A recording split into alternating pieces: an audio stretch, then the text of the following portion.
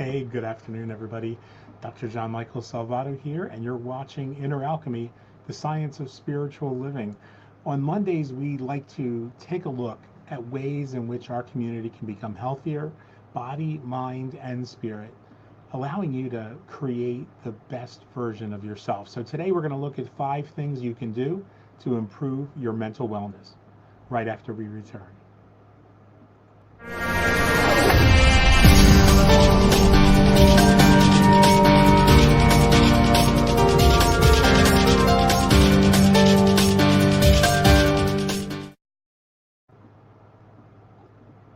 And we are back. Well, welcome. I hope everybody is having a great start to the new week. Today I've got some banners that'll be going up, so I don't know that I'll be able to see everybody's comments in real time. I'm going to try and get all of that connected right now. But today we want to talk about things that are important to our community in terms of our mental wellness, in terms of our mental health, body, mind, and spirit. Depression, anxiety, frustration, even more serious conditions like PTSD and suicidal ideation are seeing an increase in the LGBTQ community and in our society as a whole. And when you add to that issues like how we view and value ourselves, how happy we are with our relationships, our careers, our finances, and life in general, a complex picture begins to develop. Now, I'm not here to tell you guys that there is that there's an answer. Hi, Marshall. Glad you could join us, brother. I'm not here to tell you that there's some sort of magic one-size-fits-all solution, because that's not realistic, it's not ethical, and it's not what we're about. And we know that those kinds of solutions don't exist because most of us who've been in that situation have tried everything that comes down the pike. And if you're interested in learning some simple things you can do today, things that put the power back in your hands to improve your mental health and cultivate a greater sense of mental wellness and physical wellness, then go ahead and drop a yes in the comments below, whether you're watching this live or you're watching this on rebroadcast. And so we're going to go ahead and jump right in. Again, if you have any comments and I don't catch them during the show, I will definitely catch those when we wrap up and I take a look and scroll through the comment section, and I will try to answer all of those. So the first key that exists is eating healthier. Just relax. I'm not going to tell you that you can't have that hamburger or that pizza or that ice cream, because again, that's not realistic. No one's going to suggest that you reach for kale the next time you really want a candy bar or the next time you want a cheesesteak. And that's good, because I would resent it if somebody did that to me. But there are a couple key insights that could really help you make better choices, even when snacking is on the agenda. So right off the bat, I want to go ahead and get something out of the way that's probably the most controversial thing I'm going to say today, at least on this show, and that is talking about carbs. Now, I know that we live in a society where carbs are a bad word, and where there are people out there who are getting keto crotch rot in the interest of trying to stay on these crazy and unfounded dieting programs that are all about eliminating carbs from your diet. And I could do an entire broadcast on why that's not healthy. But here's why you're going to find me not swearing off all carbs altogether. A study that was recently done by the by the Archives of Internal Medicine demonstrated that people who have an extremely low carb diet, 20 to 40 carbs a day, what we would generally call the keto diet these days, experience more depression. They experience greater anxiety and anger than those who are eating a diet that is lower in saturated fats, with more attention to getting enough fiber, eating more dark green leafy vegetables, and reducing simple carbs like sugar and white bread, flour, and corn syrups.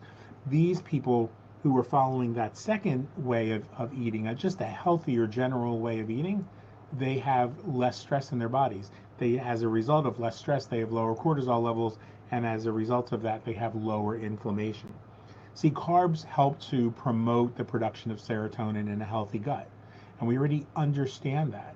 So it's important to focus on a healthier microbiome than it is to, eat a diet that's imbalanced. See, when we eat a more balanced diet, we use functional foods and allow those foods to do what they're supposed to do in the body, instead of avoiding any one type of food.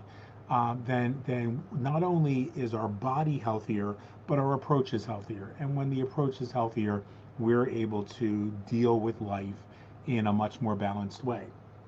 And I know it sounds simple, but it really works. In fact, I will, if that makes sense to you, go ahead and type one slice, not the whole pizza, or one slice, not the whole pie in the comments, because this is really about balance.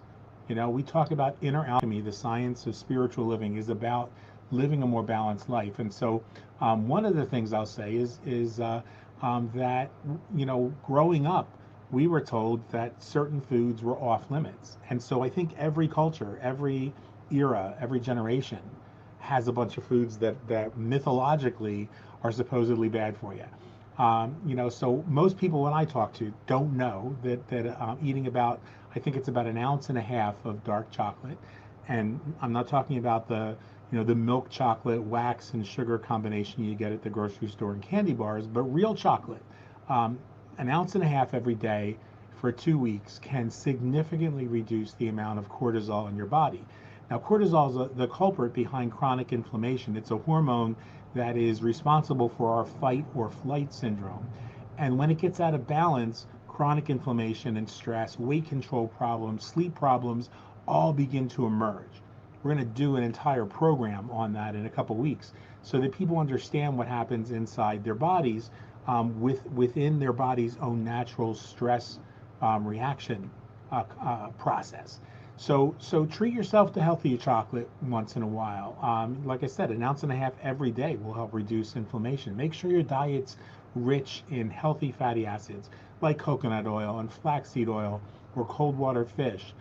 Consider switching from soda pop to a green tea, which has ECGCs in it. Again, very helpful. Or maybe a smart coffee. And those things will help your body to find its own leveling off. And again, make sure that you're focusing on creating a healthier microbiome in the gut. Now, the second thing, and that's equally important to eating better, is getting a good night's sleep.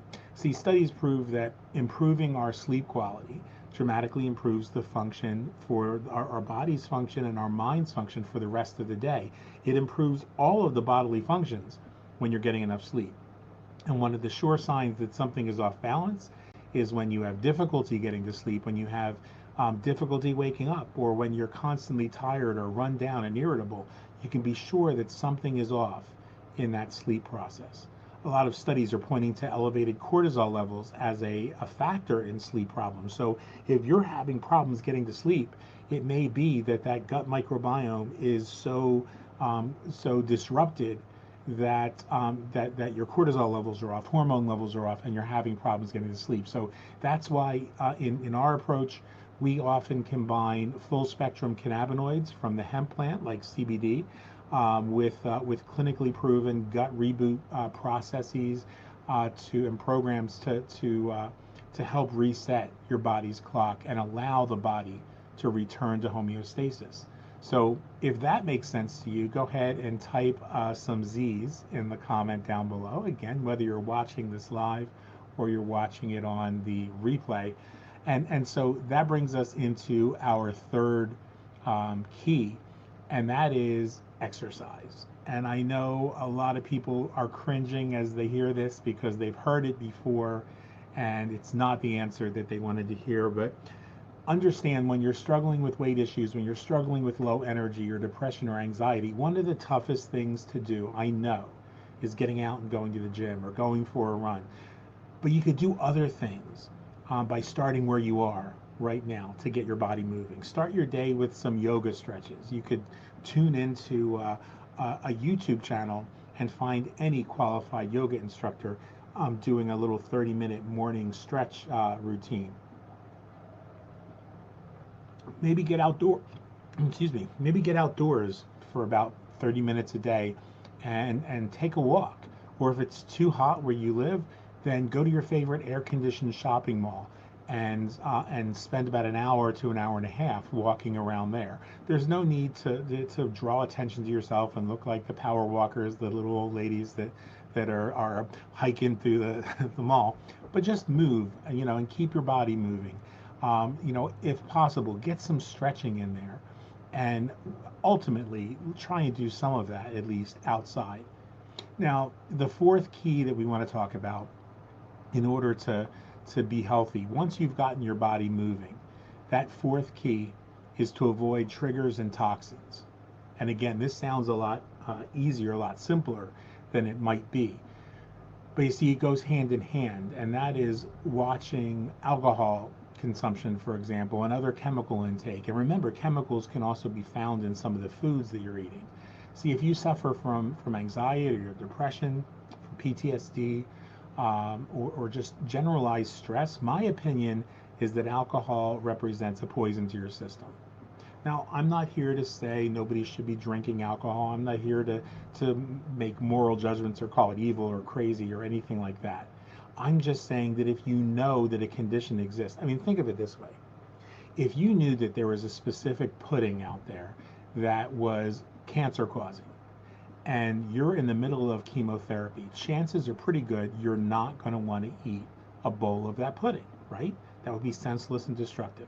So that's my recommendation to folks when it comes to being careful what they're putting in their body, whether that's alcohol, whether that's sugar, whether that's taking over-the-counter drugs, prescription drugs, illicit drugs, whatever it is.